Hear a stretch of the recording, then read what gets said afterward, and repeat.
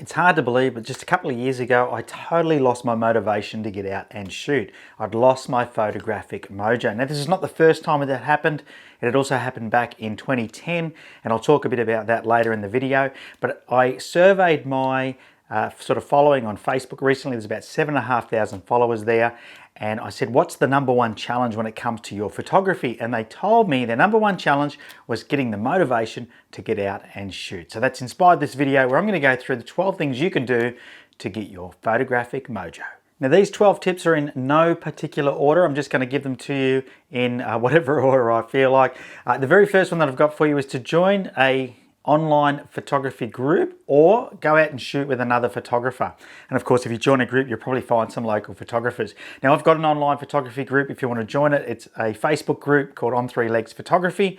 Search for that, make sure you jump into there. But these online groups are really good for sort of seeing what other photographers are doing, getting inspired by other people's photos and organizing local get-togethers. And that can sometimes be the difference between sitting at home and not doing anything with your camera to grabbing that camera and rushing out the door. All right, number 2 on the list is to join a local photography group. Now, I've been fortunate enough that I've spoken at many photography groups up and down the east coast of Australia, and I've got to say I'm always impressed with how supportive a community they are for each other, how much that they, the events that they put on and the competitions and the things that they do to continually drive each other to get out and shoot more. So if you're struggling with knowing where to go and when to go, clubs are a great way to break that sort of cycle because they'll have pre-organized shoots. So instead of worrying about where am I going to go or what am I going to shoot, they'll just set monthly sort of themes. You just join in the fun. All right, photography challenge number 3 is a bit like me getting up off the floor. That was a bit of a challenge. Anyway, you've probably seen those 30 photos, 30 days, the 365-day challenge. Whatever it is that you need to get you motivated, just don't set something that's going to be unlikely that you'll complete. That's probably the worst thing you can do because that will demotivate you. I remember once trying to do one of those 365-day challenges and it just become hard work. So don't do that. Find something that you're comfortable doing.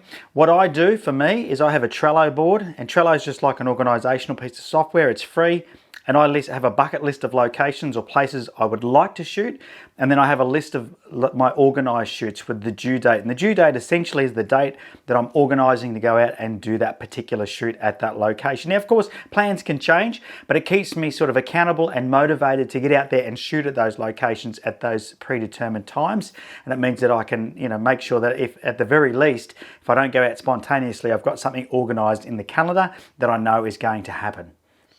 Tip number 4, get out and shoot with a lens that you don't normally use. Now, everyone's camera bag has got lenses in there that they probably bought and then they've never used. And I've definitely got a few that I don't use that often. Not that this is a lens I never use, this is just a lens that's very specific to something like wildlife photography. However, there's nothing stopping me from using this for landscape photography or any type of photography really. So if you've got a lens that you don't use often enough, that's in your camera bag, grab that out and give that a go. Alternatively, hire a lens or borrow one from a friend. And if you've already joined a photography club, then quite often you'll find other members of that club will have different lenses and you'll be able to swap lenses with each other so you can try something different. But trying a different lens is a great way to get remotivated or find your photographic mojo because it forces you to think differently. Maybe you just got bored with the lenses that you've got. So try something new. Now, number 5 is what I was talking about when I started this video, and that is that I did lose my mojo back in 2010. Now, what ignited the fire in my belly again was the fact that I started to blog every day. And so I wanted to recommend this to you as one of my tips is to start your own blog, start sharing your photos. Now, back in 2010, I'd done a few weddings, I'd done some sort of kids sport photography, I'd played around a little bit with a few different bits and pieces, but I hadn't done any real landscape photography. And it was only that I sort of came across Trey Ratcliffe's blog, stuckincustoms.com, that inspired me then to do landscape photography and then in particular do HDR photography. And by doing that, it really got me back into photography and I started to post a photo a day on my blog, which is ultimately what led to this. It led to me having a bit of a following online because I'd never shared anything online anywhere up until that point. In fact, all my photos were stored on a hard drive or they were printed out on photos sitting in a box somewhere, and I had a heap of negatives that were never even developed. So, when it comes to getting your mojo, definitely some sort of accountability to post a photo a day. It doesn't mean you need to shoot every day because you might shoot, all weekend and then share those photos all week, but sharing something every day, it's a great way to get feedback, and there's no doubt that you'll see some improvement in your photography if you do it on a regular basis. Have you got a spare camera? What am I saying? Every photographer's got a spare camera. Anyway, why not teach a friend or family member how to do photography? Grab your spare camera, let them grab that and head out with you and teach them what all the different settings do, teach them about exposure, about compensation. Teaching is one of the best ways to get motivated. So, by helping somebody else in your family or a close friend that you love dearly to take amazing photos will inspire you.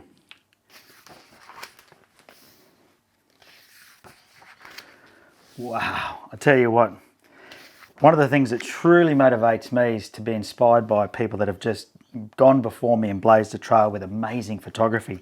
So why not grab a book from one of your favourite photographers, or any photographer really, and have a flip through and just see what they've captured, because sometimes that's enough to get us motivated. I look at these and just makes me want to go out there and shoot.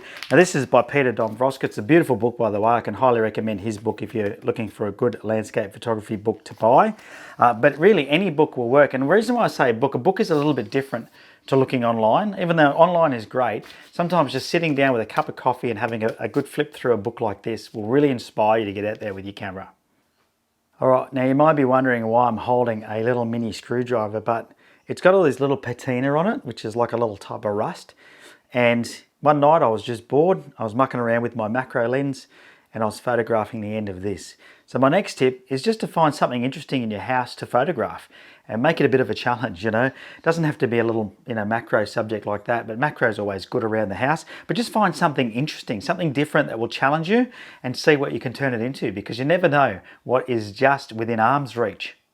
Now, on the subject of tiny things, macro is a great way to get your mojo. Get yourself a macro lens, or if you don't have the money to buy a macro lens, it's really quite cheap and affordable to get into by just buying some extension tubes. Now, most people have got a 50mm 1.8 lens. It seems to be one that's very easy or attainable, so a lot of people have got one of those.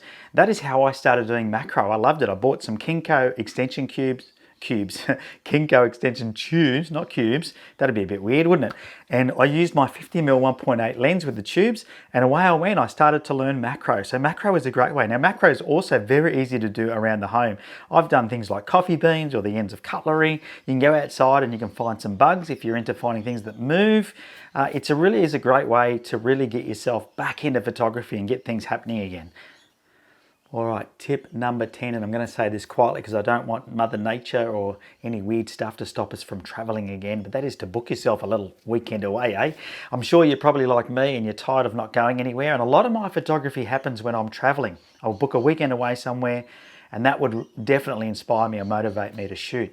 So, grab your calendar right now, pick a weekend where you can go away and just find some hotel accommodation, or grab your camper van, whatever it is that you love to do, or go camping and find somewhere to go. Take your camera with you, and I'm sure you'll thank me later. There's no doubt about that. Now, if you're in New South Wales, which I am in Australia, we've all got little travel vouchers to use. So I'm madly starting to plan a couple of weekends away, and I hope you are too. But it's definitely one way to get your mojo back. Well, if 10 tips wasn't enough, I've got 2 more for you. I know this is a bit of a jam-packed video, but hopefully you found something so far that'll help you get your mojo back.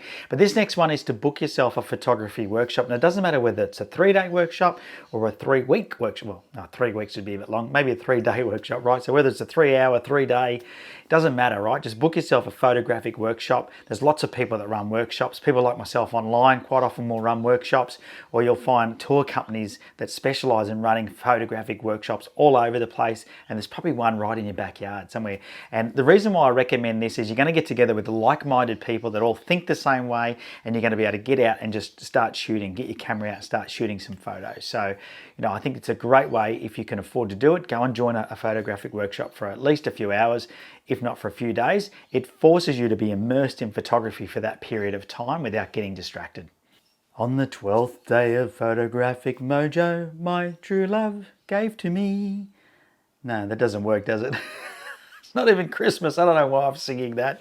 Anyway, here's tip number 12, the final tip for this video, and that is to buy yourself an online photography course. One of the beautiful things about this day and age is that we can jump online and we can find amazing photographers that have recorded online courses, and you can buy a course. You can, from the comfort of your home, you can do a course, and some of them are quick, some of them take a month, some take 10 weeks, but there's plenty of great courses online that'll allow you to get the camera out and learn something new and get re-motivated, reacquainted and re-inspired to get out and shoot some photos.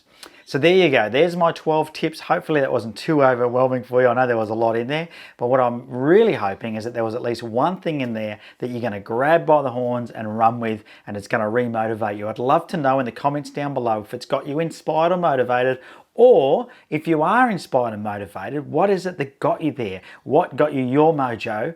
You know, if you had lost your mojo, what got it back? Put it down in the comments down below so we can, can all learn from each other. Now, of course, as mentioned at the top of this video, make sure you join my private online community. It's the facebook.com/groups/on3legs with the number photography group. Come and join the group. It's a vibrant little community, private group. You'll have to answer a couple of questions to jump in there. But if nothing else, you can come and network with a whole bunch of like-minded people that are into photography and in particular landscape photography. So I hope to see you in there. All right, until then, make sure you get out and take some photos. See ya.